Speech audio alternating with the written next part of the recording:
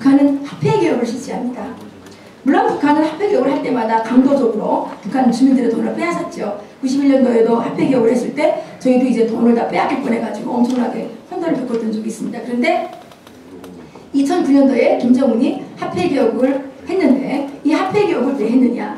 북한에서 이제 배급제를 부활시키기 위해서 사실 했던 겁니다. 자기가 쌀을 주지 않는데 백성들은 다 잘 먹고 사는 거예요.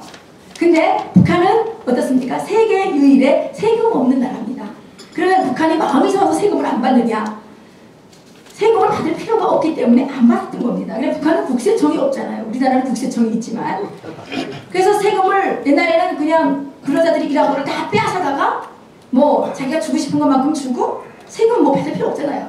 그랬는데 계속 그렇게 하다 보니까 국가 경제가 마비가 돼서 국가은행에 돈이 들어가지 않고 백성들은 자기네끼리 잘 먹고 사는데 김정일은 돈이 없으니까 화가 나잖아요. 그죠? 그러니까 2002년도에 7일 경제조치라는 걸 해가지고 물세도 만들고 전기세도 올리고 뭐 집세도 막 만들고 이렇게 해가지고 사람들에게 과중한 세금을 부담을 하게 되죠. 근데 그거 가지고도 약하죠. 북한에 세금 체제가 없으니까 여기처럼 현금 거래다 할 거 아니에요. 그죠? 그러니까 현금 거래하면 누가 세금을 자발적으로 바치는 사람은 누가 있어요. 그리고 실제 북한에서 돈을 많이 버는 사람은 불법 거래를 하는 사람들이 돈을 많이 벌거든요. 제가 살고 있는 해산에서 한 10톤 트럭에다가 담배 있죠. 물줄이 담배 한 자동차 싣고 남포에 가서 팔게 되면 한 탕에 100만 원씩 들었습니다. 100만 원이 얼마나 가치냐 잘 모르시는데 그때 당시에 아파트 한 채에 6만 원입니다. 아파트 한 채 6만 원인데 100만 원 떨어지면 해볼만한 장사 아니에요? 한 번만 하면 뭐 되는 거 아니에요? 그러면 그 100만 원을 다 자기가 가지느냐? 다 또 권력에 다 돈이 들어가지요. 그래서 눈 감고 아웅한다 그러잖아요. 그게 다 봐주는 거죠. 그렇게 해서 이제 돈을 많이 버니까 어떻게 돼요? 김정일이가 화딱지가 나죠.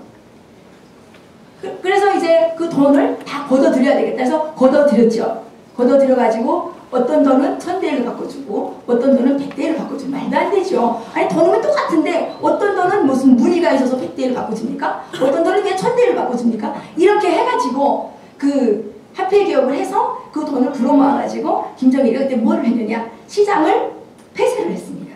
시장을 폐쇄를 하고 국경지역을 중심으로 국가밀수라는 걸 하는데 제가 그때 국경지역에 살다 왔기 때문에 전화를 했더니 요새 뭐 하냐 그랬더니 국가밀수 한대요. 국가밀수가 뭐냐? 쌀 밀수하는 거라 그래요. 그래서 중국을 통해서 개인 밀수꾼들을 통해서 이렇게 쌀을 밀수에다가 배급을 풀으려고 했죠. 그런데 시장의 힘, 개인의 힘 이거 참 위대한 겁니다. 그 힘을 이길 수가 없은 거예요. 막 사람들이 굶어 죽고 막 난리가 나니까 5월달에 할 수 없이 시장을 다시 개방을 하죠. 지금은 화폐개혁 하기 직전으로 돌아갔다고 합니다. 그런데 화폐개혁 때 가장 많이 손해를 본 사람이 누굴까요? 돈을 많이 가지고 있던 중간 계층들이겠죠. 불법을 많이 저질러가지고 그래서 이 중간 계층들이 김정일에 대한 불만이 상당히 높아졌대요. 그 방코델타 사건이라고 미국에서 왜 그때 경제 압박할 때 그 무슨 김정일 돈이 얼마 이렇게 막 그 압류당한 적 있잖아요. 그 제가 나중에 들은 얘기인데 그 돈을 찾아가라 그러니까 이 북한 관리들이 돈을 찾아를 못 가더래요. 왜 못 갈까요? 그게 다 김정일 돈이 아니고 일부는 거기에 끼어있는 관리자들의 돈도 들어있었던 거죠. 예. 최근에는 제가 들은 정보로는 북한에 그 무역하는 이런 사람들이 돈을 중국에다가 다 참여계좌로 많이 입금을 시키고 있다 그래요. 이제 중국에서 뭐 하나 하게 되면 그 사람들 또 거지가 또 다 이제 하늘로 날아가겠죠. 그게 이제 이렇게 북한은 이제 세금이라는 거를 없앴는데 그 세금을 없앤 것이 나중에 보니까 어떻게 돼요? 자기한테 부메랑이 된 겁니다.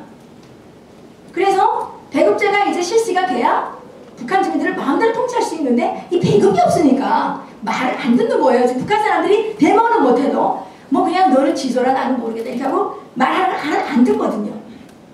김정은이가 지금 확실한 김정일 같은 그런 그 일사불란한 그런 체제를 이양받기 위해서는 이 배급제가 핵심인데 이 배급제를 회복하지 못하면 북한은 절대적으로 3대 실습이 가능하지 않다. 그런 말씀을 저는 드리고 싶습니다. 그래서 우리의 핵심 임무는 뭐냐? 북한의 배급제가 부활되지 못하도록 북한 주민들이 시장에서 마음대로 먹고 살아갈 수 있도록 음으로 양으로 어떤 방법이 있는지 모르겠습니다. 그렇지만 음으로 양으로 이걸 연구해서 도와줘야 된다. 저는 그런 말씀을 드리고 싶습니다. 그래야 북한 사람들이 내 거 가진 게 있어야 뭐가 좀 내가 부르게 해서 용기도 생기고 희망도 생기고 뭐 이렇게 반대도 하고 이렇게 할 수 있을 게 아니겠는가.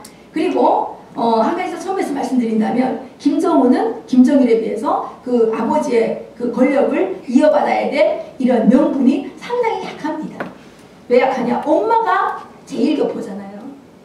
아직도 많은 북한 주민들의 인식 속에는 일본은 나쁜 나라이고 여기 그 다음에 제1교포들은 자본주의 사회에 살다 왔기 때문에 우리나라에서 이렇게 그 찬양받지 못하는 계층이라는 것을 알고 있습니다. 그런데 김정일이가 세상에 나올 때 그 김일성뿐만 아니라 김정일의 어머니 김정숙도 엄청난 부상과 작업을 했거든요. 그래서 우리나라에는 이제 12월 25일 크리스마스가 있잖아요. 북한에는 김정숙의 생일이 24일이에요. 12월. 그래서 12월 24일 날 뭐 충성의 놀이 모임도 하고 뭐 엄청난 선전을 했어요. 그래서 지금도 생각나는 게 김정숙이가 김일성한테 엄청 충성을 다 했는데 고난의 행군 때 이제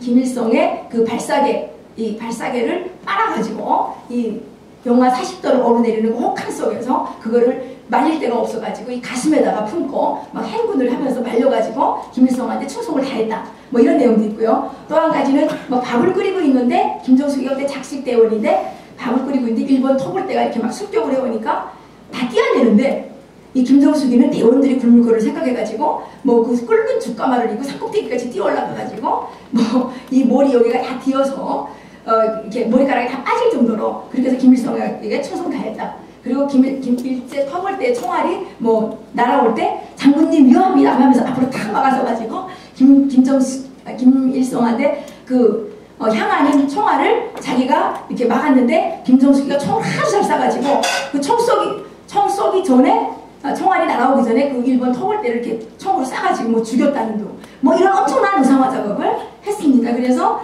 김정일은 이제 어머니도 그렇고 아버지도 그렇고 아주 피가 우월한 피이기 때문에 역사 이래에 이런 우월한 피를 가진 사람이 나올 적이 없기 때문에 김정일이가 정권을 이어받아야 된다. 이런 식으로 우리들에게 이제 교육을 했거든요. 그랬는데 지금 김정은이는 엄마도 북송교포 출신 후지산 줄기지 이게 배급제도 없지 그럼 거기다가 이렇게 충성하려고 하는 그 계층도 사실은 그렇게 많지는 않습니다. 그래서 그런 부분들이 지금 김정일이가 정권을 이어받을 때보다 훨씬 열악한 상태에 있다는 걸 말씀드리고 싶습니다. 그래서 이런 것들을 우리가 잘 이용을 해서 어떻게 북한 주민들이 하루빨리 압제에서 벗어나고 정말 굶어 죽는다는 인간의 고통이라는 게 그게 말이 쉬운 거지 그게 너무너무 고통스러운 거거든요.